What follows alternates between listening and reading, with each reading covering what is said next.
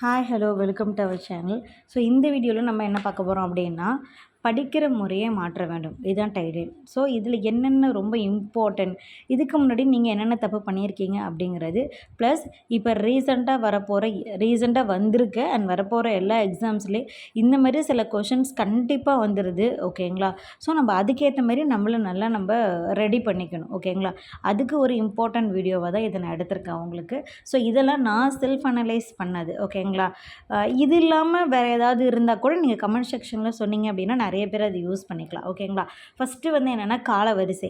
இப்போ நீங்கள் லாஸ்ட்டாக நடந்த எல்லா கொஷின்ஸ் பேப்பர்லேயும் ஒரு 2-3 கொஷின் வந்து 2-3 இல்லை அதிகமாகவே சொல்லலாம், காலவரிசைப்படிங்கிற ஒரு ஆன்சர் கொஷின்ஸ் கொடுத்துட்றாங்க. அது காலவரிசைங்கிறது எப்படி நீங்கள் நினைக்கிறீங்க?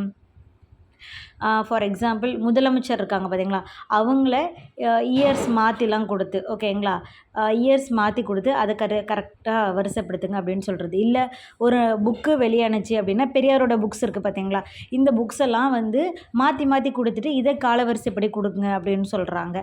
அப்புறம் இந்த மாதிரி சில கொஷின்ஸ் எல்லாம் இப்போ காலவரிசைப்படி, ஃபார் எக்ஸாம்பிள் லாஸ்ட்டாக இந்த பல்வந்தராய் குழு, அசோக் மேத்தா குழு இதெல்லாம் வந்து கொடுத்துட்டு இதை வரிசைப்படி அரேஞ்ச் பண்ணுங்க அப்படின்னு சொல்லி கேட்குறாங்க.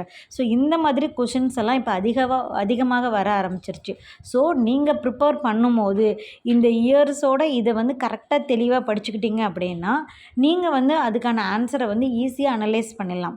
நமக்கு வந்து ஒரு 2-3 கரெக்டாக வந்துடும், அந்த லாஸ்ட்டாக அதில் நம்ம கொஞ்சம் கன்ஃபியூஸ் ஆகிடுவோம். ஸோ அதெல்லாம் இல்லாமல் இந்த தடவை இந்த காலவரிசைப்படி கொஷின்ஸ் கேட்டால் நீங்கள் எந்த மாதிரி ப்ரிப்பேர் ஆகணும் அப்படிங்கிறத நல்லா ப்ரிப்பேர் பண்ணிக்கோங்க. ஓகேங்களா?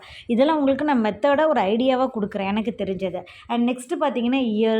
ஸோ இயர்ஸ்லேயும் அப்படி தான், இந்த காலவரிசை முறையில் இயர்ஸ்லேயும் நமக்கு முன்னாடியெல்லாம் இயர்ஸை வந்து கொடுப்பாங்க, இப்போல்லாம் இயர்ஸ் கிடையாது, நம்ம தான் இயர்ஸை கண்டுபிடிச்சி அதை வரிசைப்படுத்துகிற மாதிரி சில இதெல்லாம் வந்திருக்கு. ஓகேங்களா? ஃபார் எக்ஸாம்பிள் இப்போ பெரியாரை பற்றி கேட்குறாங்கன்னா பெரியார் எப்போ ஸ்டார்ட் பண்ணாங்க, நீதி கட்சியில் எப்போ சேர்ந்தாங்க, அந்த வைக்கம் வீரர், இந்த மாதிரிலாம் நிறைய கொஷின் வருது. ஸோ இதுக்கு நமக்கு இம்பார்ட்டன்ட் என்ன, அவங்களோட இயர்ஸ் தெரியணும். ஸோ எப்போ ஃபஸ்ட்டு அவர் நீதி கட்சியில் நீதி கட்சியினுடைய தலைவராக தேர்ந்தெடுக்க, இந்த இயர்ஸ் எல்லாம் நம்ம தெரிஞ்சால் தான் அந்த இதையே நம்ம கரெக்டாக வந்து ஆர்டர் படி நம்ம அரேஞ்ச் பண்ண முடியும். ஸோ இயர்ஸையும் நீங்கள் கண்டிப்பாக படிக்கும்போது இப்போ ஒரு நல்ல ஒரு டேபிள் மாதிரி போட்டுக்கோங்க. ஓகேங்களா? இதுக்கு முன்னாடி நீங்கள் போட்டிருந்தீங்கன்னா டெஃபினட்டாக அதையே கண்டினியூ பண்ணுங்கள். இல்லைங்க இது வரைக்கும் நான் அந்த மாதிரி மெத்தட் இல்லை, புக்கை தான் படித்தேன் அப்படின்னா ஆல்சோங்க, நானும் புக்ஸை மட்டும்தான் அப்படியே படித்து ரீகால் பண்ணிகிட்டு இருந்தேன். பட் இந்த தடவை அந்த தப்பை பண்ணவே கூடாது, நான் தெளிவாக இருக்கேன். ஸோ ஃபஸ்ட்டு ஒரு புக்கை எடுத்துக்கிட்டிங்க அப்படின்னா அந்த புக்கில் உள்ள இயர்ஸ், ஓகேங்களா, கண்டென்ட்டு வேறு, அந்த இயர்ஸை பற்றி எழுது, அந்த இயர்ஸுக்கு என்ன, கேதா போராட்டம் எப்போ நடைபெற்றுச்சு, எப்போ வந்து காந்தியடிகள் வந்தாங்க, தண்டி யாத்திரை எப்போ நடைபெற்றுச்சு, இப்போ வந்து மந்த்து வித் டேட்டு இதெல்லாம் கேட்க ஆரம்பிச்சிட்டாங்க. ஸோ நீங்கள் அதை எழுதும் போது அப்படி சேர்த்து எழுதிக்கோங்க. ஓகேங்களா? இண்டிகோ கழகம் எப்போ ஸ்டார்ட் பண்ணுச்சு, இந்த மாதிரி நிறைய இருக்குது. ஸோ இதெல்லாம் நீங்கள் சேர்த்து ஒரு புக்கில் இருக்குன்னா ஒரு புக்கோட லெசன்ஸ் டாபிக் எழுதி அந்த இயர்ஸை மட்டும் தனியாக நோட் எடுத்து வச்சுக்கோங்க. ஸோ நீங்கள் ரீகலெக்ட் பண்ணும்போது அது உங்களுக்கு டெஃபினட்டாக யூஸ்ஃபுல்லாக இருக்கும். சரிங்களா? நெக்ஸ்ட்டு வந்து பார்த்திங்கன்னா பிளேசஸ். ஓகேங்களா? ஸோ நம்ம நெக்ஸ்ட்டு பார்க்க போகிறது மாநாடுகள். ஓகேங்களா? மாநாடுகள் அப்படின்னாலே நமக்கு நல்லாவே தெரியும், இந்த காங்கிரஸோட மாநாடுகள் ஏகப்பட்டது நடந்திருக்கு. ஸோ இந்த தடவை நல்லா கரெக்டாக நோட்ஸ் எடுத்துக்கோங்க. இந்த இயரில் இந்த மாநாடு எங்கே நடைபெற்றுச்சு, ஓகேங்களா, இதை வந்து எத்தனை மாநாடு நடைபெற்றுச்சோ எல்லாத்தையும் எழுதிக்கோங்க. ரொம்ப ரொம்ப இம்பார்ட்டன்ட்.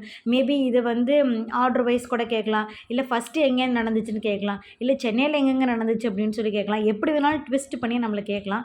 இப்போலாம் வந்து ரொம்ப கஷ்டமான சில கொஷின்ஸ்லாம் எடுக்க ஆரம்பிச்சிட்டாங்க. நம்ம எதெல்லாம் படிக்கிறோம் மேக்ஸிமம் எல்லாருமே அப்படியே படிப்பாங்க. ஸோ அதை ட்விஸ்டடாக படிக்கிறவங்க மட்டும்தான் வந்து நல்லா ஜெயிப்பாங்க. ஸோ இந்த தடவை நம்ம கண்டிப்பாக என்னென்ன ட்விஸ்டடாக இருக்கோ அது எல்லாமே கண்டுபிடிச்சி நம்ம ப்ரிப்பேர் பண்ணிப்போம். ஓகேங்களா?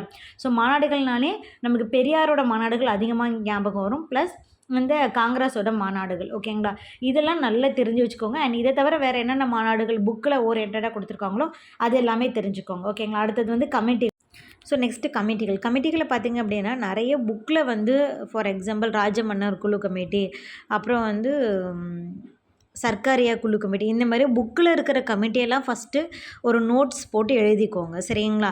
அடுத்தது வந்து இது இல்லாமல் நிறைய யூடியூப் சேனலில் ப்ரீவியஸ் கொஷின்ஸ் பேப்பரில் சில கமிட்டிலாம் கொடுத்துருக்காங்க பார்த்தீங்களா, அதையும் நீங்கள் நோட்ஸ் எடுத்து எழுதி வச்சுக்கோங்க. ஸோ இந்த கமிட்டிலாம் நீங்கள் எப்போ ஸ்டார்ட் பண்ணாங்க, எதுக்காக ஸ்டார்ட் பண்ணாங்க இந்த கமிட்டி அப்படிங்கிறத சில டீட்டெயில் நீங்கள் தெரிஞ்சு வச்சுக்கிட்டீங்க. என்ன கமிட்டி, எதுக்காக ஸ்டார்ட் பண்ணாங்க, எந்த இயர், இதை மூணுத்தையும் நீங்கள் நல்லா தெரிஞ்சுக்கோங்க. இதுக்கு ஒரு நோட்ஸ் மாதிரி போட்டு எடுத்துக்கோங்க. ஓகேங்களா? அடுத்தது ஆர்டிகல்ஸ் ஆர்டிக்கிளை பொறுத்த வரைக்கும் நீங்கள் ஃபஸ்ட்டு படிக்க வேண்டியது புக்கில் இருக்கிற ஆர்டிக்கல் மட்டும்தான். 11th 12த்லேயே பார்த்தீங்கன்னா நிறைய வந்து ஆர்டிகல்ஸ் இருக்குது. ஸோ நீங்கள் இது வரைக்கும் 11th 12th படிக்கல அப்படின்னா கண்டிப்பாக ஃபஸ்ட்டு 11th 12த்தில் இருக்கிற ஆர்டிகல்ஸ் எல்லாமே படிங்க. சரிங்களா? அது முடிச்சதுக்கப்புறம் நீங்கள் எக்ஸ்ட்ரா யூடியூப் சேனலில் ப்ரீவியஸ் இயர் கொஸ்டின்ஸ் பேப்பரில் நீங்கள் சர்ச் பண்ணிங்கன்னா சில கமிட்டி வரும், தெரிஞ்சுக்கோங்க. ஆனால் ஃபஸ்ட்டு நீங்கள் படிக்க வேண்டியது புக்கில் இருக்கிற கமிட்டி மட்டும்தான். புக்கில் இருக்கிற கமிட்டி A to Z என்ன கேட்டாலும் டக்குன்னு பதில் சொல்லணும். அந்த மாதிரி தெளிவாக இருந்துக்கோங்க. ஓகேங்களா? அடுத்தது வந்து முக்கிய தினங்கள். இந்த முக்கிய தினங்கள்லேருந்து கண்டிப்பாக நமக்கு 1 or 2 கொஷின்ஸ் வந்துடுது. இந்த குரூப் 2வில் கூட தமிழ்நாடு நாள் அந்த தினம் வந்து கேட்டிருந்தாங்க. நான் உங்களுக்கு மனோரமா புக்லேருந்து ஒரு கொஷின் போட்டிருந்தேன். தமிழ்நாடு நாளா தினம் அப்படின்னு சொல்லிட்டு ஜூலை 18 அந்த ஒரு கொஷின் வந்துருந்துச்சு. பட் குரூப் 4 பொறுத்த வரைக்கும் புக்கில் இருந்தே நிறைய கொஷின்ஸ் கேட்குறாங்க. இல்லை உங்களுக்கு இதை விட அதிகமாக வேணும்னா என்கிட்ட ஒரு புக் இருக்குன்னு அதில் இருக்கிற டேட்ஸ் தினங்கள் மட்டும் உங்களுக்கு எடுத்து ஒரு கொஷினாக போடுறேன். ஆல்ரெடி கொஞ்சம் போட்டிருக்கேன். அதில் எனக்கு கொஞ்சம் 1 2 3 மிச்சம் இருக்குது. அதையும் நான் உங்களுக்கு கொடுத்துட்றேன். ஓகேங்களா? பட் குரூப் 4 பொறுத்த வரைக்கும் மெயின் வந்து புக்கு தாங்க. புக்கில் இருக்கிற எல்லாத்தையும் நல்ல ஒரு நோட்ஸ் போட்டு எழுதிக்கோங்க. ஓகேங்களா? இதெல்லாம் வந்து நான் வந்து செல்ஃப் அனலைஸ் பண்ணதை வந்து உங்களுக்கு கொடுத்துருக்கேன். இது இல்லாமல் நிறைய கூட இருக்குது. தெரிஞ்சிச்சுன்னா நீங்கள் கமெண்ட் செக்ஷனில் சொல்லுங்கள். ஸோ தமிழுக்கு நான் ஒரு மெத்தட் கண்டுபிடிச்சிருக்கேன், அதையும் சொல்கிறேன்.